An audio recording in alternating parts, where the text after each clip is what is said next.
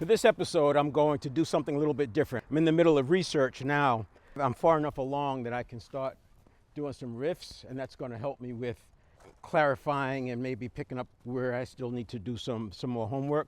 I'll do a tighter version later using my notes so I make sure I capture everything. But for now, I am on the verge of breaking through something that's been pretty amazing. If you've listened to any of my content, you know I talk about neurons quite a bit and synaptogenesis. I get into this, I touch on this neuroscience. I'm not a neuroscientist, I'm a business coach, but I focus on performance because if the owner is not performing at an optimal level, it's going to be hard for the business to succeed. As we know, most businesses go out of business, right? If business was a sport, it would be elite. And so I want to focus on the owner and their ability to tap into their full potential. So anyway, that's why I'm focused on the neuron work, because cognitive and physiologically, that's where the gateway is. So I am going to share some stuff with you that will revolutionize how you think about exercise and fitness. And I'm not exaggerating at all. This is transformative. My audience is over 50, and the objective is to get people over 50 moving and living in such a way so when they're 70 and 90, they're healthy. The fact is, most people are probably going to live a lot longer than they think, just because if they're already 50, the chances of living to 90 are very, very high, because obviously they made it that long, and the life expectancy tables don't adjust as we get older. Not the typical ones. You can find adjustments if you search for it. So here's the deal. When we think about exercise, we think about muscle fibers. So think about all the things that you've learned. The fact that you have to recover, max lifts you can only do like once a week. The same thing with sprinting, and that's how I got on this track, by the way. You can only do them once a week because you have to recover, you don't want to get injured, and etc. But what if I told you that when we experience muscle atrophy, it's not just muscle atrophy. It's actually neural pathway wiring down. Now there's a term for it, synaptogenesis, and then pruning. The pruning of the synapses is part of synaptogenesis. And that synaptogenesis is what happens when the neural pathways, I'll say, they go dormant. If you consider that what we experience as atrophy is part muscle, but it's also part neural pathway. As we get older, as we're over 50, that's why I was talking about the over 50. This works for people under 40 or under 30, but you have shortcuts because you don't need the long recovery time. Once you hit 30, it's kind of like we slow down. 40, we need more recovery time. 50, we lose agility. 60, we lose strength. And it's hard to replace that strength because it requires so much recovery. I started sprinting, doing like 80-meter sprints in my 50s to get faster for marathon running. It was speed work is how it started out. But then I discovered that there's so many benefits from sprinting, like mitochondria, human growth hormone. It certainly increases neurotransmitter. So I would sprint, but you could only sprint once a week because it's so explosive. You've seen sprinters pull hamstrings, etc. Yes, the muscles need that recovery. That recovery time is for the muscles. That recovery time does not apply to the neural pathways. Now, there's something else going on with neural pathways, and that is that you do have to have some rest because of deep practice is exhausting, but it's not the kind of recovery you think with muscle. So the short version is a big part of us getting stronger, faster, or more fit has to do with neural pathways. Under 40, it's masked because you don't need the recovery time on the muscles. So you can get it with the muscles and you're building your neural pathways at the same time as muscles. Over 50, and it's not exact, right? But over 50, it takes longer to build the muscle. So because we have that recovery time, it's harder to make gains because by the time you can work out again, your muscles have already started reverting back to where they were. That's the problem. But if you focus on neural pathways, 2 or 3 things happen. First, let me give you some examples so you can experience this for yourself. Think about any sport you've done. Maybe it's skateboarding, golf, tennis, bicycling, snowboarding, anything that's sort of seasonal.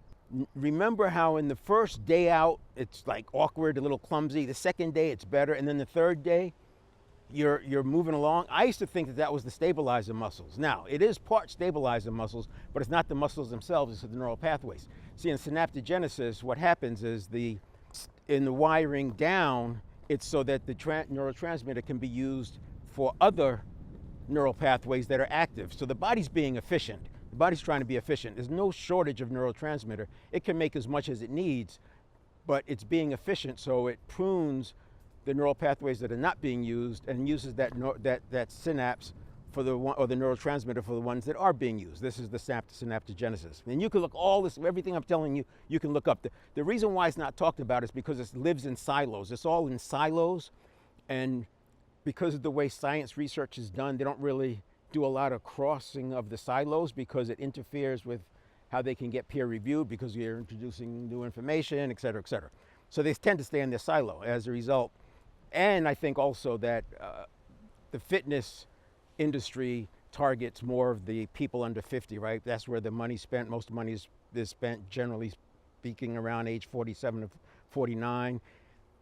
And so they're marketing to the Gen Z and the millennials right now. So that's why this gets missed. But when you look at I can activate neural pathways in a day, certainly in 3 days, but I don't need the recovery. And because the way neural pathways activate, it gets a layering effect. Most people understand plateaus. With this neural pathway conversation, the way I'm looking at it, there's a better term for it, but the way I'm looking at it, there's some like Kickstarter synapses that goes over there, gets things started, and then once it's going, you hit that plateau because now it's in the maintenance phase. The neural pathway goes into the maintenance phase. So it gets activated, and there's some work to get it activated, but once it's activated, it's like starting up. It's like a jet engine getting started, and now it's firing along. And so that heavy load of neurotransmitter is freed up to go do something else.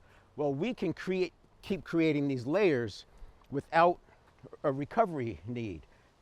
Said another way, if I wanted to do push-ups, I could work on I could do a push-up, and I can do tricep exercises, and I could do some core exercises, maybe ab rolls or something like that, to build the muscles that are needed for push-ups. And I could do them every day. I could do them multiple times a day because there's no recovery needed. And you're getting this layering effect. Now, what I'm going to do today, I'm going to ride through the park and just talk about some of these concepts, and I'll stop at different places and share them with you. So I told you that I liked sprinting, and the benefits were amazing, and I experienced them firsthand. It was addictive. What I didn't know was that I was creating neurotransmitter. Neurotransmitter is actually like the holy grail when it comes to the hormone that we need. Probably most of my adult life, I had been seeking ways to create the placebo effect on demand. And, let's just go down this rabbit hole for a moment. So if you listen to what the doctors say, they say supplements don't work, don't waste your money. But people swear by the supplements because they've experienced something. So if A is true, that they don't work, and B is true, that these people experience something, then you have to assume that there's some placebo effect going on. And it easily could be a combination of both. This is not about saying one is working, one is not. But if there's a placebo effect going on, it's pretty effective. We already know that placebos can be as effective as some of the prescription drugs. In fact, there are some drugs, from my understanding, where sometimes they give out the drug and sometimes they give out the placebo because they're almost the same have the same effectiveness, but the placebo doesn't have the side effects. That's really interesting when you think about it. So the body has the ability to do all this. What I didn't realize is I was going about it the wrong way. I was trying to come in and say, what's the way to get a placebo to work? And what was actually happening is that the neurotransmitter, you guys can play, the more neurotransmitter you have, the more you're going to get growth hormone, the more you're going to get testosterone for men, estrogen for women, and there's some other hormones that are beneficial as well. It leads to the, like I said, growth hormone, but the NAD. So all of that to say that I started going down the rabbit hole of how do you generate more neurotransmitter? And one of the ways to generate neurotransmitter is sprinting, also explosive movements with precision. So what happens is the wiring up occurs when the body gets the signal that whatever this activity is very important. And that's why explosive and precision. So sprinting works, right? Sprinting is explosive, and it does require some precision because there's timing. Every one of those steps you have to be timed right or you're going to fall. I like these bands because these bands you can do different things. So for example, if I came over and did this exercise, right? It's basically a standing press exercise, but what I could do is I could put the resistance band on there and do the same exercise, and I add some resistance. So why would I want to do that? Well, one, I don't want to do 30, 40 reps. That's not my deal. Two is that what I'm really interested in, I'm not building muscle fiber, I'm activating neural pathways. So the more I can activate neural pathways, the more I'm going to drive neurotransmitters. See, here's another. I just grabbed an apparatus, I grabbed my resistance band, and now I'm doing basically a bench press exercise with the resistance band. Now, the resistance bands come in different strengths, of course, and you can carry a few. So take a stroll through the park, find an apparatus, a tree. You can grab a tree. You can do a row. Now, I'm not a fitness instructor. I'm not a physical therapist, so form-wise, I'm sure there's some coaching I could get. This is more about firing up your system so you can maximize your potential, the access to your potential. Then you could do slow reps, slow negatives. Slow negatives are really good because it fires the neural pathways along the whole range of moving, right? So that's good. You can also do it from here. Now I'm doing again, a sort of a press exercise. You can do shoulder exercises with it. So there's different ways you can play with it. You can do it while you're walking. I can do tricep presses. Now this is not about doing exercises. This is about firing neural pathways, and not just about firing neural pathways. What I want to do is maximize the amount of neurotransmitter in my system. The beauty of it is that I don't need recovery in between. I can do different exercises. I can do some footwork exercises, right? And this is creating neurotransmitter, not that much, but because of the precision, and I'm firing neural pathways that are not often used. Now I have the neurons, and they're wrapped with myelin to do this, but it's the neurotransmitter that is getting activated, the wiring up phase. There's two parts of what makes a neural pathway powerful. Now when I say powerful, it fires with accuracy, and it takes accuracy to perform, and it fires with strength and consistency. So if you watch a basketball player who's at the top of their game, they would have a lot of myelin wrapping their neurons. They also have the synaptogenesis. So the myelin wraps the neurons. When the neurons get wrapped with myelin, and you can read about this in The Talent Code by Dan Coyle and also Grit by Angela Duckworth. These are the books that got me started years ago, but they build on each other. And deep practice is how you build more myelin. And myelin is all about accuracy of the neurons firing. Now keep in mind, we have 100 billion neurons, and one neural pathway just to make a step could be thousands of neurons long. Now, if each of those neurons have to fire fairly accurately, if they fire within plus or minus 4 milliseconds, my understanding is you get a pretty decent outcome. But you start getting outside of 4 milliseconds, you're going late or early, that's the timing. And if you've ever stepped off a step and stumbled or something like that, it's very possible that you had some neurons not firing. And if you don't use these movements, the neural pathways are dormant. It makes perfect sense. If you've done any sports, like you know how to do push-ups, so you have neurons that are already wrapped with myelin for the push-up neural pathways. But the neural pathways are dormant because you haven't been using them. That's why it's more about, what's more important is the activation of the neural pathways, to focus on that, and you're going to get the results. One of the things that keeps us going back to the gym is that we make improvements, but as we get over 50, 60 years old, those improvements are coming slow, and because there's no dopamine help, there's no anticipation of the reward, and that's where the dopamine comes in. It's the anticipation of the reward. So without the anticipation of the reward, we have no desire to go to the gym. When you start focusing on neural pathways, because you can do them every day without recovery, you can start seeing benefits right away. So here's another exercise that you can do with the bands. You can do lat pull downs, slow negative. You can use stronger bands. You can do one arm. So those are just some quick things you can do with bands. And the reason I'm doing it this way, like strolling through the park, it changes the game when you start thinking about it, not from a standpoint of building muscle, but from the standpoint of activating neural pathways. Because I don't need the recovery. So every day I can do a different kind of exercise to activate a different neural pathway. And whether it's in my legs or my arms, by activating neural pathways, I'm demanding more neurotransmitter. My body's putting the neurotransmitter out there.